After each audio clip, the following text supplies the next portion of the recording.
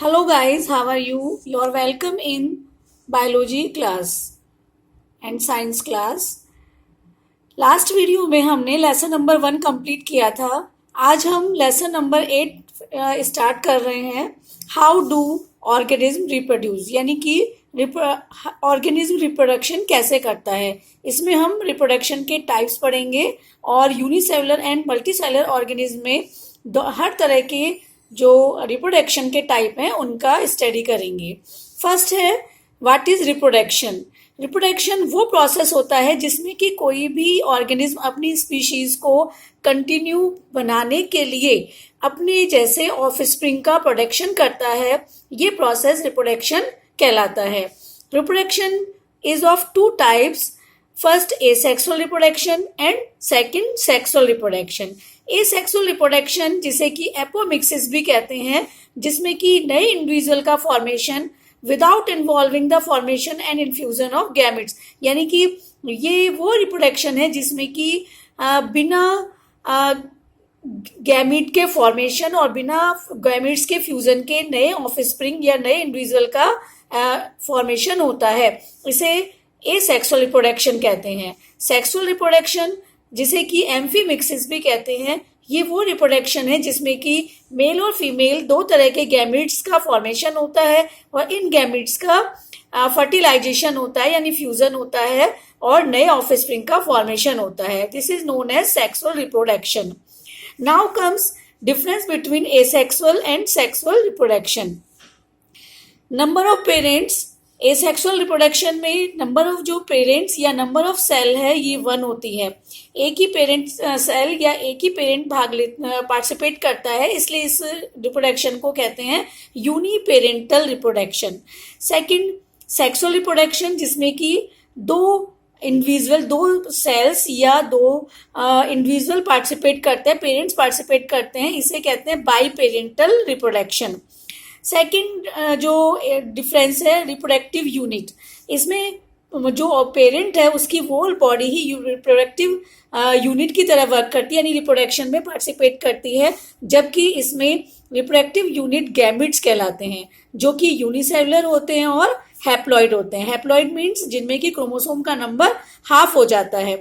तो reproductive unit इसमें gametes है सेक्सुअल रिप्रोडक्शन में.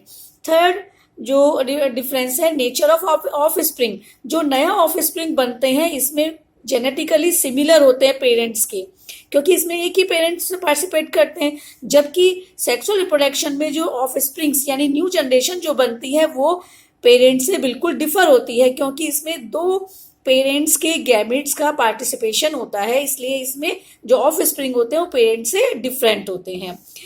Third cell division. इसमें हमेशा माइटोटिक डिवीजन होता है जिनमें कि क्रोमोसोम का नंबर सेम रहता है, जबकि इसमें मियोसिस डिवीजन होता है और फिर उसके बाद फर्टिलाइजेशन होता है. इनमें सेक्स ऑर्गन्स. एसेक्सुअल रिप्रोडक्शन में पर्टिकुलर कोई सेक्स ऑर्गन नहीं होता है, जबकि जो सेक्सुअल रिप्रोडक्शन में पर्टिकुलर सेक्स ऑर्गन्स प्रेजेंट होते हैं. Evolutionary significance. Asexual reproduction evolutionary point of view से इसका कोई इम्पोर्टेंस नहीं है, जबकि सेक्सुअल रिप्रोडक्शन का इवोल्यूशनरी पॉइंट ऑफ व्यू से इम्पोर्टेंस होता है. Next occurrence. Asexual reproduction mostly lower organism में प्रेजेंट होता है. जो लोअर लेवल के जो ऑर्गेनिज्म होते हैं जैसे यूनिसेलुलर जनरली, और सेक्सुअल रिप्रोडक्शन ये हायर प्लांट्स एंड एनिमल्स में प्रेजेंट होता है. तो ये थे एसेक्सुअल एंड सेक्सुअल रिप्रोडक्शन में डिफरेंसेस.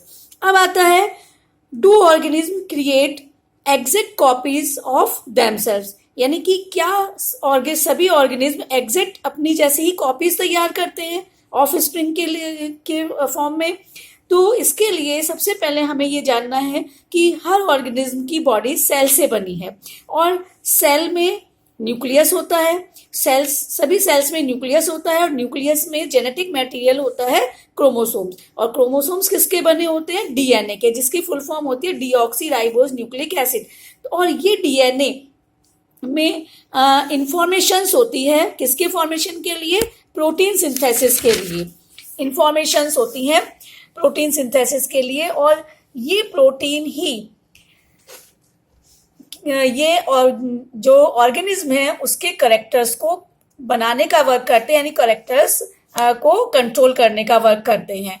तो अगर ये जो इंफॉर्मेशन है ये ठीक प्रकार से नहीं होती है तो जो प्रोटीन्स है वो डिफरेंट टाइप के बनेंगे, तो करेक्टर्स भी डिफरेंट टाइप के ऑफ स्प्रिंग में पहुंचते हैं। तो इसे कहते हैं हम वेरिएशन, यानी कि जो ऑफ स्प्रिंग होगी उसमें नए चेंजेस आ जाते हैं, वेरिएशंस आ जाते हैं। और ये वेरिएशंस, कुछ वेरिएशंस ऐसे होते हैं जो कि पर्टिकुलर ड्रास्टिक चेंजेस आ जाते हैं। वेरिएशंस जो डीएनए वेरिएशंस में नॉट सर्वाइव विद सेल, यानी कि कुछ ऐसे ड्रास्टिक चेंजेस आ जाते हैं इन वेरिएशंस के कारण, जिससे कि जो नया ऑफ स्प्रिंग है वो पर्टिकुलर एनवायरनमेंट में सर्वाइव नहीं कर पाता है। लेकिन कुछ ऐसे भी वेरिएशंस होते हैं जो कि उस ऑर्गेनिज्म को पर्टिकुलर एनवायरनमेंट में रहने योग्य बनाते हैं। और इन वेरिएशंस के कारण इन नया इवोल्यूशनरी पॉइंट ऑफ व्यू से ये वेरिएशंस, जो पॉजिटिव वेरिएशंस होते हैं वो इवोल्यूशनरी पॉइंट ऑफ व्यू से इम्पॉर्टेंट होते हैं, क्योंकि इससे नई स्पीशीज का फॉर्मेशन होता है। तो हम कह सकते हैं इम्पॉर्टेंस ऑफ वेरिएशंस, यानी कि वेरिएशंस कैसे होते हैं, वेरिएशंस यूजफुल होते हैं, useful from the point of view of the survival of species over time, यानी कि हर स्पीशीज अगर वेरिएशंस पॉजिटिव हैं तो वो पर्टिकुलर स्पीशीज को पर्टिकुलर जो एनवायरनमेंट है उसमें सरवाइव करने के योग्य बनाते हैं। तो ये थे कि कुछ वेरिएशंस आ जाते हैं नई जब कॉपीज डीएनए की बनती है। अब आता है एसेक्सुअल रिप्रोडक्शन के टाइप्स पढ़ेंगे हम पहले, और फिर सेक्सुअल रिप्रोडक्शन की। Thank you.